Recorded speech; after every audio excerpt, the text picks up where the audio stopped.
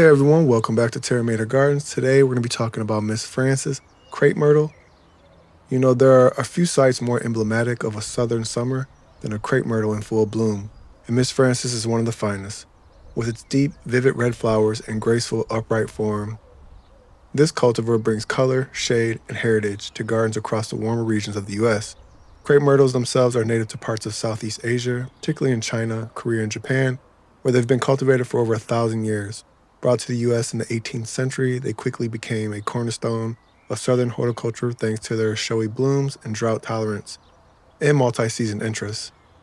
The Miss Frances variety is a modern introduction bred by the U.S. National Arboretum for its true red flowers, resistance to powdery mildew, and refined structure, making it a top choice for both classic and contemporary landscapes.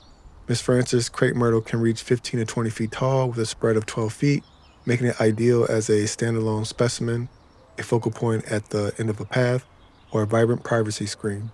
Its bold panicles of cherry red flowers bloom from midsummer through early fall, while its smooth cinnamon brown bark and rich green foliage add beauty throughout the rest of the year.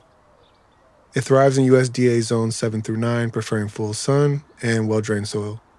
Once established, it is impressively drought tolerant, requiring only occasional deep watering, prune in late winter or early spring to shape it or remove crossing limbs. As a companion plant, Miss Frances does well with other sun lovers like Russian sage, daylilies, black-eyed Susans, and lavender. Its height and bloom time also pair beautifully with grasses, providing movement and texture through the hot months.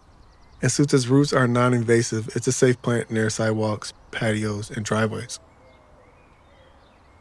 In addition to its ornamental value, crepe myrtles are ecological powerhouses, attracting bees, butterflies, and hummingbirds during their blooming season. In winter, birds perch among their bare branches, and their exfoliating bark adds a subtle architectural interest to the garden. While not used for food or medicine, they contribute to the overall health of a biodiverse yard and are prized for their longevity, with some specimens living for decades. Planting a Miss Frances Crape Myrtle isn't just about color, it's about structure, resilience, and legacy.